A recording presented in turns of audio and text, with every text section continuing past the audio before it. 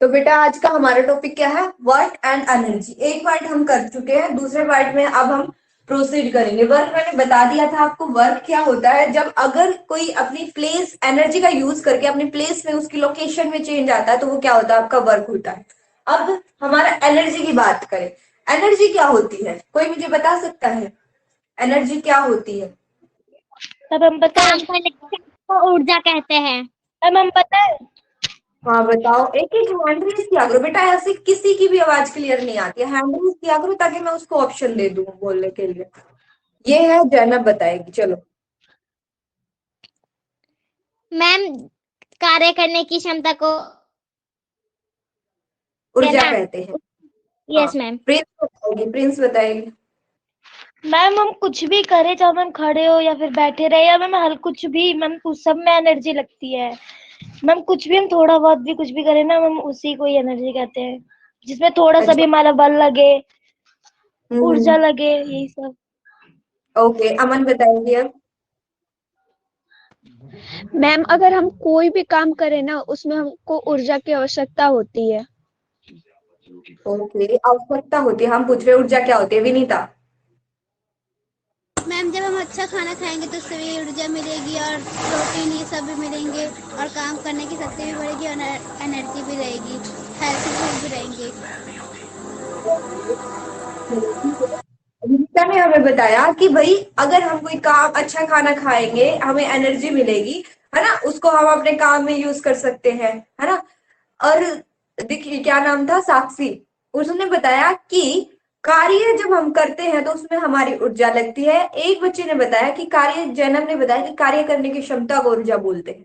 देखो सबने रिप्लाई दिया, अच्छी बात है। देखो अब मैं डिफरेंस बताती हूँ। एक बच्चे ने क्या बोला कि कार्य करने की क्षमता, कार्य करने की क्षमता ऊर्जा कहलाती है ना? एक ने बताया खाना खाते हैं, खाना खाते हैं तो ऊर्जा मिलती है, ऊर्जा मिलती है। एक ने बताया कार्य करते हैं तो ऊर्जा लगती है, कार्य करते हैं तो ऊर्जा लगती है। अब आप खुद ऑब्जर्व करना इनको। आपके जैसे मार्क्स, कई बार आप पूरा पेपर अटेम्प्ट करके आते हो, अभी तो जैसे आपके ऑब्जेक्टिव आ रहे हैं, कभी सब्जेक्टिव क्वेश्चन भी आते हैं तो आप ऐसे ही आंसर लिखते हैं। उनमें क्या अंतर होता है वो समझाने की कोशिश कर रही हूँ कि हमें अपना इफेक्टिव आंसर कैसे लिखना होता है। पर्सन क्या था हमारा कि ऊर्जा होती क्या है, ऊर्जा क्या होती है। जो ये आंसर है ना, ये बता रहा है खाना खाने से हमें ऊर्जा मिलती है, कि ऊर्जा कहाँ से मिलती है। क्या बता रहा है ये? ऊर्जा ऊर्जा कहाँ से कहाँ से मिलती है? मिलती है?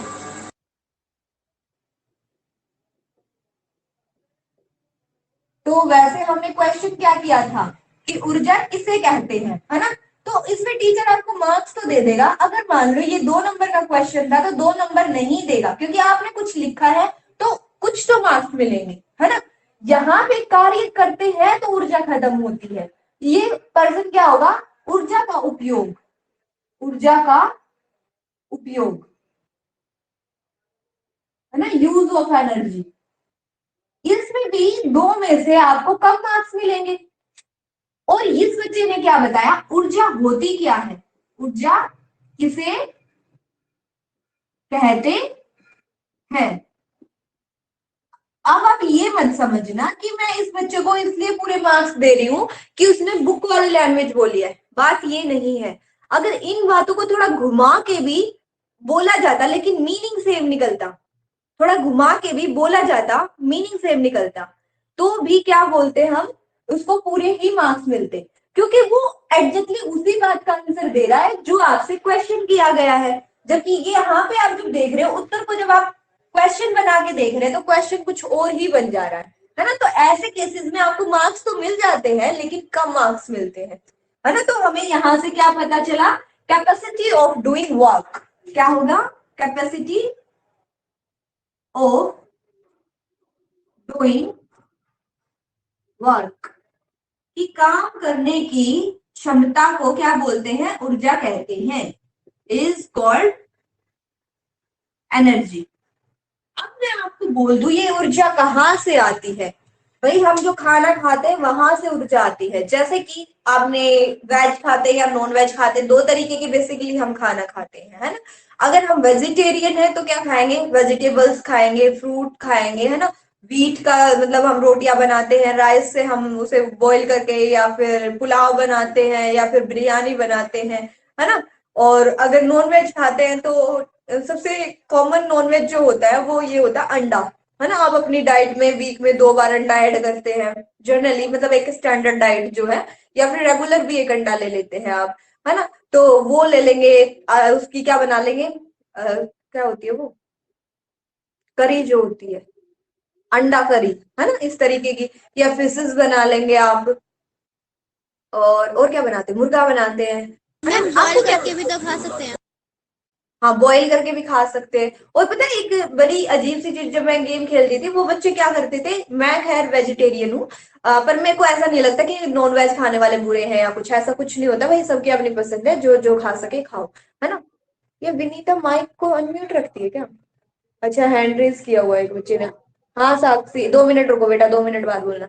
तो वो लोग क्या करते थे, जैसे दूध लेते थे, है ना, दूध में अंडे को तोड़ के वो डालते थे और उसे मिलाते थे, जैसे हम बनाना शेक बनाते ना, इस तरीके से, और वो पी लेते थे उसे। वो इतना हैवी हो जाता था, वो उन्हें पूरा दिन मतलब बहुत एनर्जी देता था, क्योंकि फैट होता है, और फैट पकाने के बाद वो थोड़ा अजीब हो जाता है, वैसे टेस्टी लगता होगा शायद, मुझे ऐसा लगता है स्मेल से, है ना। तो लेकिन उसमें न्यूट्रिएंट की क्वालिटी पकाने के बाद थोड़ी कम हो जाती है पके हुए खाने में, क्योंकि कुछ एनर्जी के प्रोडक्ट ऐसे होते हैं जो पके होने के बाद अपनी क्वांटिटी, एनर्जी का लेवल क्या कर देते, कम कर देते। इसलिए बोला जाता है कई बार कच्ची सब्जियां खाओ, है ना। कच्ची सब्जियां क्यों खाओ भाई? क्योंकि उसमें एनर्जी ज्यादा होती है, अगर वो पकेगी तो उसकी एनर्जी लेवल डाउन आ जाएगा। हाँ तो साक्षी कुछ बोल रही थी बेटा। मैम अंडे की बात आई है तो मैम हमें पूछना था कि अंडा मांसाहारी होता है या शाकाहारी? देखो बेटा, इस बात का तो मुझे भी नहीं पता, सही बात बताओ। देखो वैसे जो अंडा होता है ना, जो हम खाते हैं, टेक्निकली बताऊंगी मैं साइंस की टर्म में। अब रिलीजियस पॉइंट ऑफ व्यू से तो भाई यही बोलते हैं कि वो शाकाहारी नहीं होता, मतलब कि मांसाहारी होता है। लेकिन अंडा दो तरीके का होता है। एक अंडा तो वो होता है, फर्टिलाइजेशन पढ़ा होगा आपने 8th क्लास में, है कि नहीं, पढ़ा है?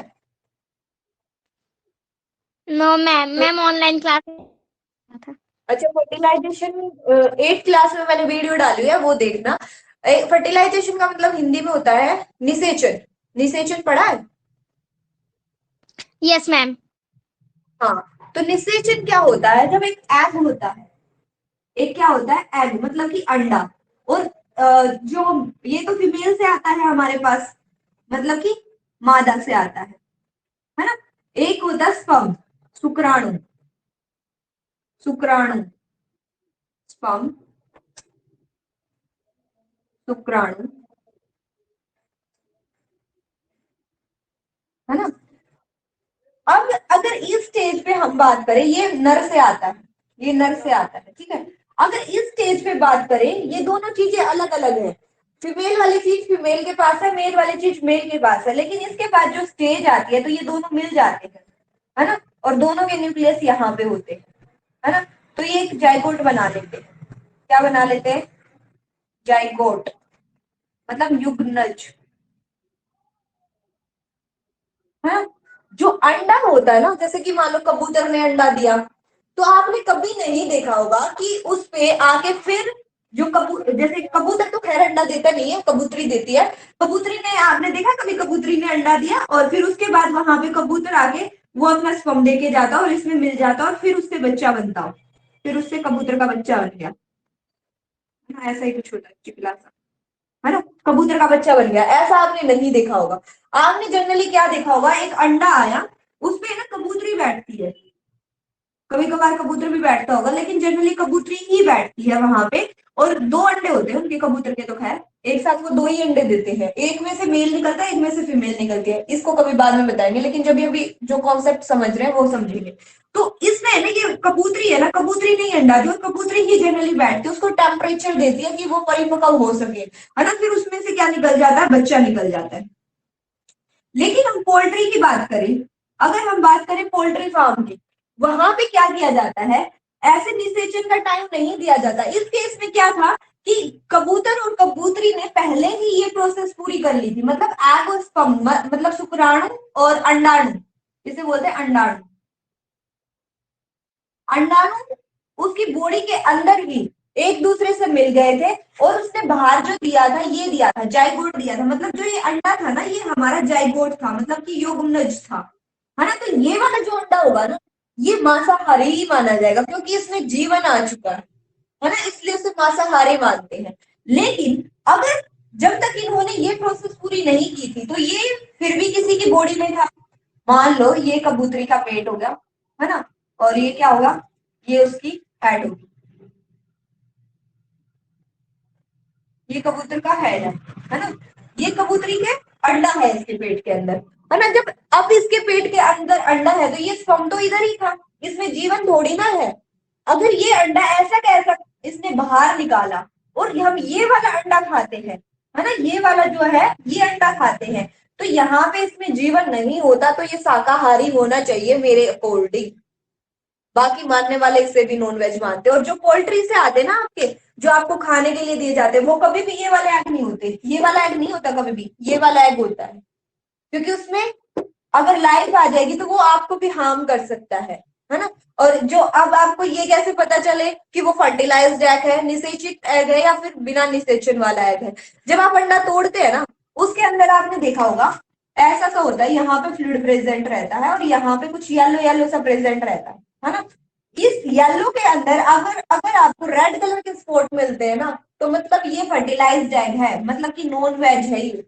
अगर ये आपको बस येलो और व्हाइट वाला पोर्शन मिलता है तो ये आपका वेजिटेरियन एग है। और जो आपके मतलब सॉरी क्या बोलते हैं, सेल होते हैं, ठीक है, वो क्या होते हैं, ये वाले एग होते हैं, ठीक है।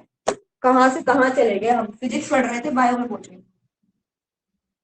और कुछ पूछना? Yes ma'am. और पूछो। मैम जो हमारी वर्कशीट आई थी 76, उसमें जो उसका था पोल्यूशन, रोग फैलते कैसे हैं उसके साधन, तो उसमें मैम एक टॉपिक था लैंगिक संपर्क द्वारा। मैम ये क्या होता है? वो बेटा अगला चैप्टर है हमारा, उसमें डिस्कस करेंगे, ठीक है। Okay ma'am. तो अभी हम वर्क पढ़ रहे थे, तो हमने पूछा कि ऊर्जा कहाँ से आती है, फिर आपसे पूछा गया उस ऊर्जा का प्रयोग कहाँ करते हैं। जैसे कि सुबह सुबह मैंने क्या खाया, गाजर का हलवा खाया और दूध खाया, है ना। अब उससे मुझे क्या आ गई, एनर्जी आ गई, है ना। अब उस एनर्जी का यूज कहाँ कर रही हूँ, मैं आपको पढ़ाने में कर रही हूँ। कहाँ कर रही हूँ, पढ़ाने में यूज कर रही हूँ। ये तो हुआ एक नॉर्मल हमारी लाइफ से रिलेटेड बात। आपकी अगली क्लास कोई है क्या? यस मैम, 11:30 11:30 बजे। हाँ, तो आपकी क्या होती है, बहुत सारे तरीके की एनर्जी होती है, बहुत सारे तरीके की एनर्जी होती है कार्य करने में। और कार्य देखो, एक तो होती है एनर्जी का loss, loss of energy, loss of energy मतलब ऊर्जा का, ऊर्जा की हानि। और gain of energy, gain of energy, gain को क्या बोलते हैं, ऊर्जा का गेन को क्या लाभ। बोलेंगे, लाभ लाभ। या फिर प्रयोग। गेन मतलब हमने वो हासिल किया, उसको बोलते हैं, वृद्धि बोल सकते हैं, वृद्धि। आपके उसमें वृद्धि वर्ड लिखा होगा मेरे ख्याल से। तो इसमें क्या है, दो टर्म यूज हुई। अब देखो, गेन किया मैंने एनर्जी को, कहां से, मैंने कुछ खाना खाया, वहां से गेन किया एनर्जी को, है ना। और फिर मैं यूज कहाँ कर रही हूँ, काम करने में, है ना। तो यहाँ पे एक चीज हो रही है, मेरी बॉडी की जो एनर्जी थी, मेरी बॉडी की जो एनर्जी थी वो लिखने में लग रही है ना। मतलब मेरी क्या हुई, energy loss, loss of energy. जिसने काम किया उसकी क्या हुई, लॉस ऑफ एनर्जी। जो काम हो गया, जो काम हो गया, जो ये लिखा गया बहुत कुछ, इसमें एनर्जी का यूज हुआ, है ना। तो ये क्या हुआ, गेन ऑफ एनर्जी। मतलब जब कोई कार्य होता है उसमें लॉस भी होता है एनर्जी का और गेन भी होता है, मतलब हानि भी होती है ऊर्जा की और क्या है, लाभ भी होता है, वृद्धि भी होती है। फायदा यहाँ पे एनर्जी की बात करें तो वृद्धि हुई है। अगर मैं अपनी बात करूं, मैंने काम करने में क्या लगाई, एनर्जी लगा दी। क्या आपको इतनी बात समझ आई? Yes ma'am. Yes yes ma'am. Scalar quantity होती है भाई, आपके पास चैट बॉक्स भी है।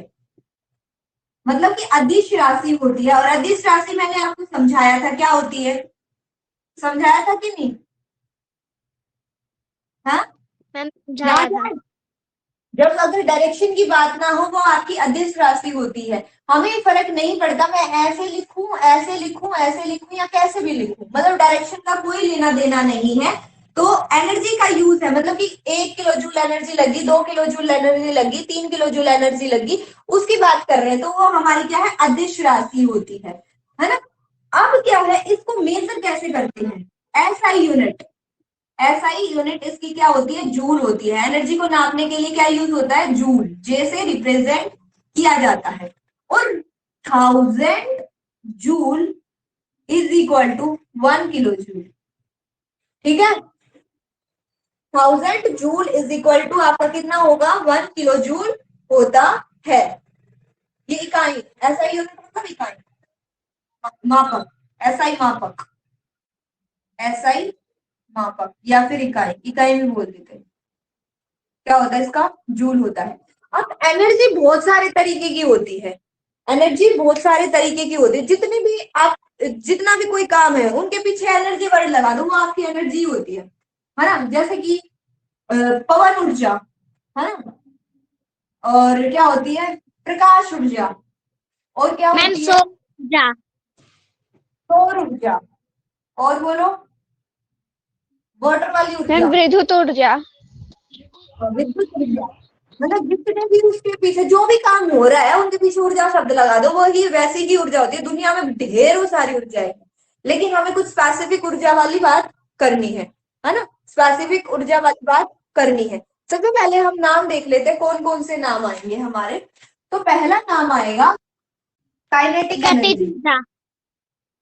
गतिज ऊर्जा। बेटा इसको ऑप्शन में लिख दो, मतलब गतिज ऊर्जा। फिर आता है आपका पोटेंशियल एनर्जी, मतलब कि तेज ऊर्जा। फिर आपकी आती है सोलर एनर्जी। सोलर एनर्जी को क्या बोलते हैं, विद्युत ऊर्जा। सोलर एनर्जी को विद्युत कैसे बोल सकते हैं भाई, वो इलेक्ट्रिकल एनर्जी होती है। Yes ma'am. मैम प्रकाश ऊर्जा। यस मैम, प्रकाश, प्रकाश संश्लेषण वाला। हाँ, सूर्य। जैसे कि सौरमंडल से आ रही है। इलेक्ट्रिकल एनर्जी मतलब कि विद्युत, ऊर्जा। विद्युत ऊर्जा।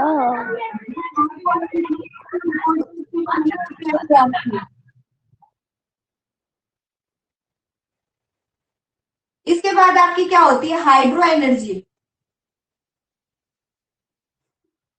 मतलब कि जल वाली, जलीय ऊर्जा। फिर आपकी कौन सी होती है, हीट एनर्जी, मतलब उष्मीय ऊर्जा। फिर आपकी कौन सी एनर्जी होगी भाई, साउंड ध्वनि एनर्जी, ऊर्जा।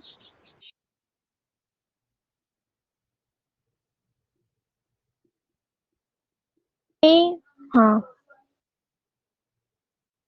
न्यूक्लियर, केमिकल और लाइट। एक आपकी न्यूक्लियर, मतलब कि आपकी नाभिकीय,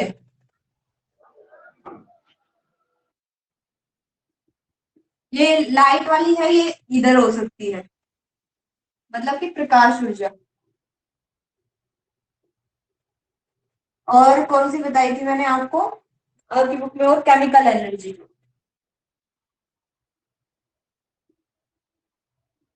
मतलब कि रासायनिक ऊर्जा।